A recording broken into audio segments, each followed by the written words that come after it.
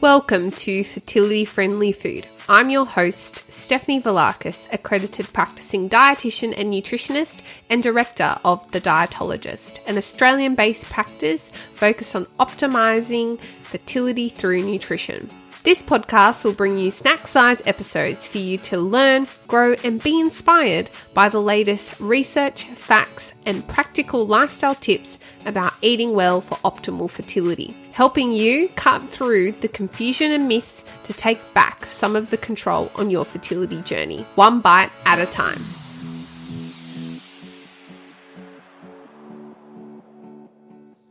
Well, hello there and welcome back to another episode of Fertility Friendly Food. My name is Stefanie, expert fertility dietitian and nutritionist and founder of The Dietologist and your host.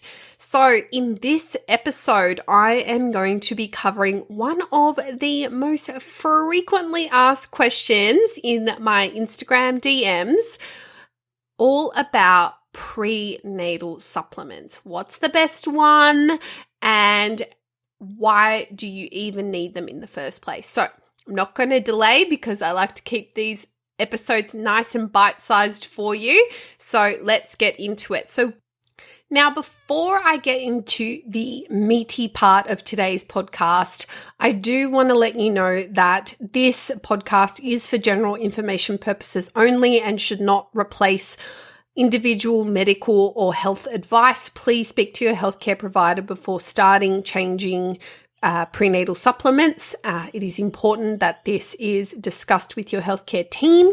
And as well, out of transparency, I do consult to companies that do create prenatal supplements. This does not reflect their opinion in any way. It is my professional opinion, and I will not be talking about specific brand names in this episode. So, with all that important stuff out the way, what is a prenatal supplement? Prenatal supplement is a specially formulated nutritional supplement designed to support your diet in the immediate preconception period, so just before you fall pregnant, during pregnancy, and also after pregnancy as well. Now, the reason why these need to be different to a regular multivitamin is because of the amounts of certain specific nutrients, which I'll get into in a moment, but also that it lacks a particular nutrient, namely retinol, which is a form of vitamin A, which in excess amounts in supplemental form can be harmful. Not dietary, but in terms of a prenatal, it needs to be specially formulated for that purpose. Now, prenatals come in all sorts of shapes and sizes, most commonly a capsule or a tablet form. You may need 1, 2, or 3, or sometimes even more than that per day to meet the recommended targets for all those nutrients. So you've got to follow the label instructions pretty carefully. And then you've got liquids, powders, which tend to be milk-based, and also gummies. Now, obviously, everyone is going to have a different preference and requirement, particularly if you can't swallow tablets, then you're really stuck with liquid powders or gummies.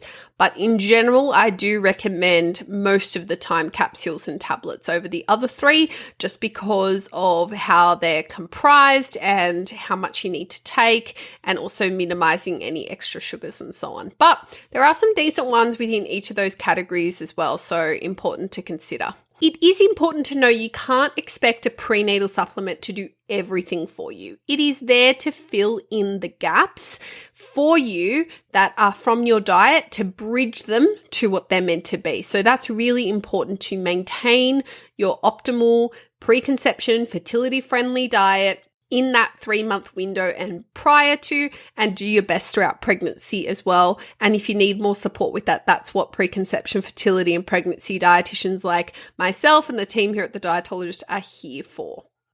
Now, I get a lot of questions about when to start a prenatal.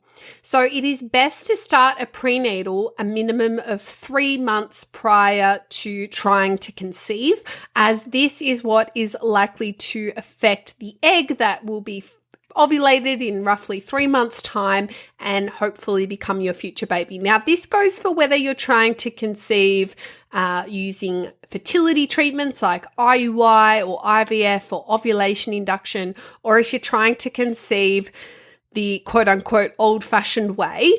This is an essential step for everybody, and the government does say 1 to 3 months before, but I generally recommend 3 months minimum before. It's never too late to start it, of course, but if you're talking about ideal 3 months before. Now, I also get heaps of questions about when to stop a prenatal. Now, prenatals tend to require switching up, in my experience, during pregnancy, as we get different blood work, as we get different information, depends on how you're tolerating it, how your symptoms are progressing, and so on.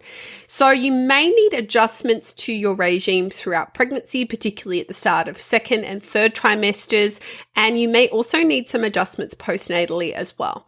I do recommend, if you are intending to breastfeed, to take something anyway, just to help keep up with some of those key nutrient demands, particularly iodine, for example, as well as folate, some of your B vitamins, and vitamin C as well.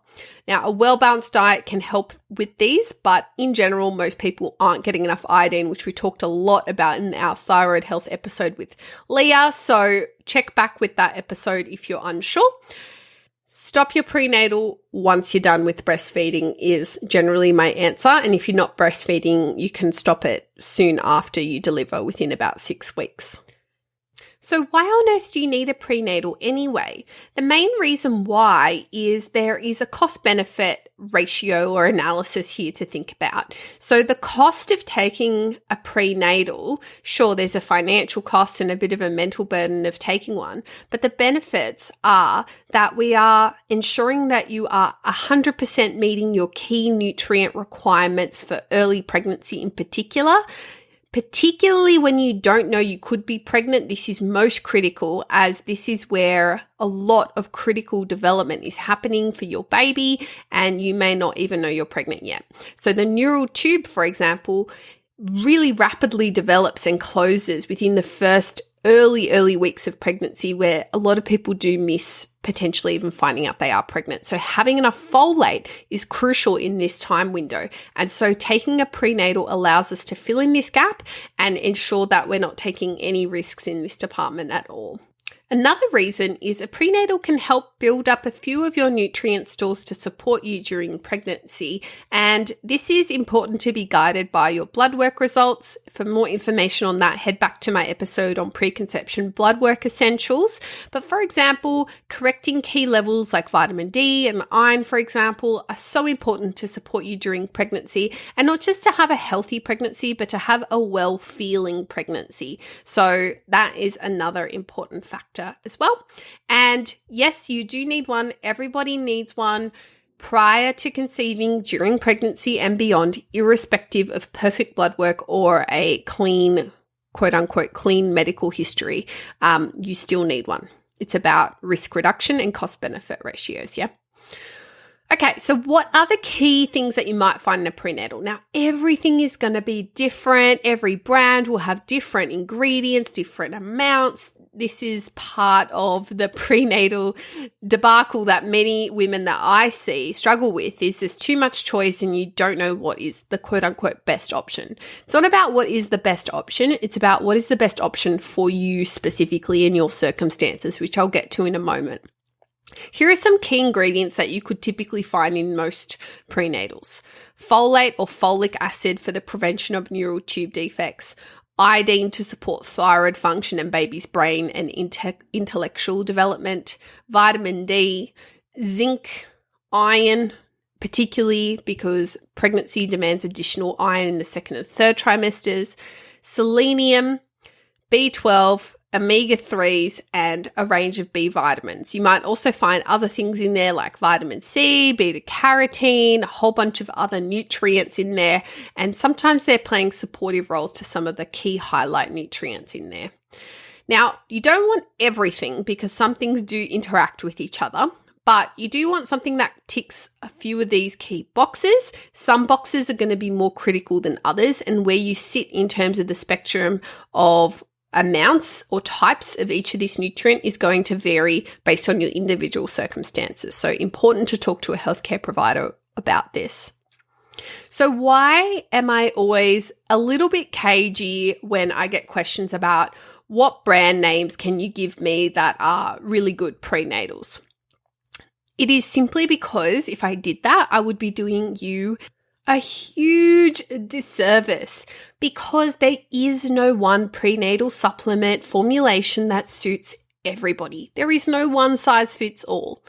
There are so many key factors that we need to take into account. Medical history. There are certain medical circumstances and conditions that require sometimes up to 10 times the recommended amount of folate. That's huge, and we don't want to miss that. Certain medications. Some medications don't play well with some key nutrients in prenatal supplements, or may increase the demand for certain nutrients in a prenatal supplement that should be accounted for. Your blood work. If you have a deficiency or a history of a deficiency, we're going to need to pay special attention to that. And even just how many cells you have, which is a way of saying what your weight is. Unfortunately and fortunately, we know now that if you are above a certain weight based on your height or your BMI, that we need to account for this with more folate because you have more cells to support. And we don't want to miss this either. It is such a crucial nutrient to support ovulation and early pregnancy. We want this to be optimized in your prenatal supplementation plan months before trying to conceive. Your dietary preferences and patterns. For example, if you're vegan, we're going to have to look at vegan prenatals. Same with vegetarians, pescatarians, and halal diets as well. We're going to have to find a halal certified supplement, for example. If your diet is absent in fish or eggs or all those kinds of key foods that I've talked about in previous episodes, then we may need to compensate for that a little in your prenatal supplement selection to make sure you're getting a good spectrum of nutrients in there that's right for you to fill in any of your personal dietary gaps. And then we also need to take into account medical diets. So for example, if you have celiac disease and you're on a gluten-free diet, we're going to have to find a prenatal supplement that is suitable for a gluten-free diet that is that strict. So we need to find one that has been tested to be free of gluten in particular. We really don't want to be doing more harm than good. So I'm going to give you 3 tips now on how you can get some guidance on picking a prenatal supplement that's right for you. I find, like I said at the beginning, it's not the be-all and the end-all, but a lot of attention does go on this. Be aware your diet is what we should be focusing on, and the prenatal supplement's there to bridge those gaps rather than the other way around. My first tip and the gold standard is to get a prenatal or fertility dietitian with expertise in designing prenatal supplement protocols like us here at the Dietologist to design a personalized plan for you.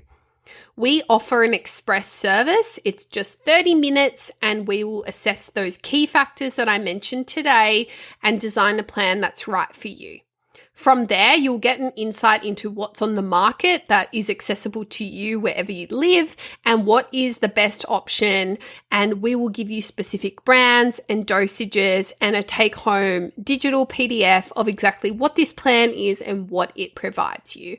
We make sure that you can actually access these no matter where you live in the world. I've had clients from the US, Canada, the UK, Malaysia, New Zealand, and different parts of the Middle East, and we take care of however it's going to get to you. We use the options that you have available to you, and we pick the best option out of those wherever possible, or we look at alternative options wherever possible. So if you'd like to book one of these chats in, they are quick and sharp, and they will get you some clarity pretty quickly. There will be a link in the show notes to book with either myself or team dietitian Kaylee. So head on over to the show note to book that in. If working one-on-one isn't an option for you, the next option is to look for something that meets your local government requirements. So it's a really good place to start. Or speak to your doctor if you have medical situations to see if you require more folate. Now, the Australian guidelines state 400 micrograms of folic acid and 150 micrograms of iodine daily for 1 to 3 months prior to pregnancy and during pregnancy as well. So look for something that meets these as a minimum, and remember, more isn't always better. Important motto. The third tip is you can also check out my free masterclass, 4 mistakes you're making on your fertility diet and what to do instead. And if you stick around until the end, you will receive a Choosing a Prenatal Supplement e-guide for free. That is valued at $37 Australian, and it's just a little gift from me to you for coming along. And the link is in the show note to register for the next class. And I find that little e-guide is so helpful to helping you make heads or tails of what nutrients are important and which nutrients you can maybe take a little bit more of a backseat on as well. So that is a wrap on this week's episode all about prenatal supplements. I hope it's been helpful for you and has helped you understand the role of a prenatal supplement, when to take it, when to stop taking it, and why getting a personalized prenatal supplement plan for you is so important. I remember when I came up with this idea of an Express Prenatal Supplement Consult a few years back, I was so chuffed because I was able to reach so many people who had otherwise pretty good diets who just needed some support with supplementation. That's really what I designed this for. So if you'd like to book in one of those sessions, don't forget to check out the link in the show note below. I'll catch you in the next episode. Bye.